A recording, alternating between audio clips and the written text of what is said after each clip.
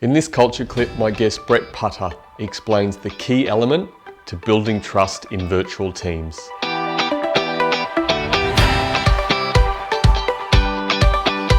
So trust essentially, if you look at the remote companies, and all remote companies are like this, they either are fully transparent or they are leaning towards transparent.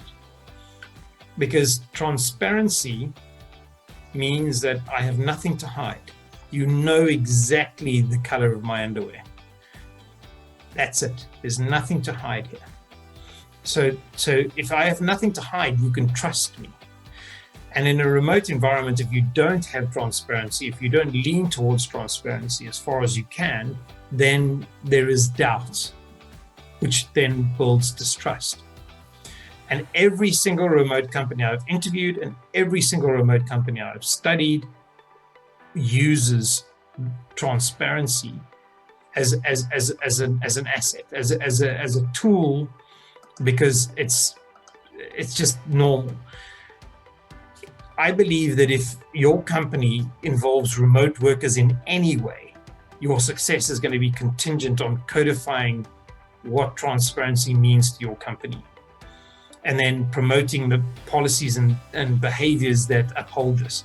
There's another element of this, which is around psychological safety.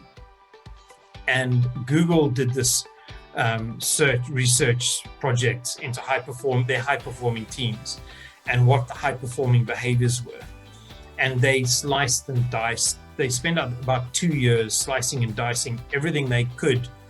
It was called Project Aristotle. They cut it, PhDs, diversity, inclusive teams, whatever. The one thing that all high-performing teams had in common was psychological safety. And psychological safety is the belief and trust that you won't be punished when you make a mistake, fundamentally. So if you build psychological safety where I can be who I want to be and be who I am, then I can trust you. And you build this trust around it. And psychological safety is around demonstrating fallibility. It's about demonstrating humility. It's about demonstrating humanity. Because if this trust is missing, then managers try to micromanage, and then employees try to prove that they're working, and they end up burning out. So for me, the trust is just fundamental to what's required in a hybrid or remote working environment. And you build that through transparency and psychological safety.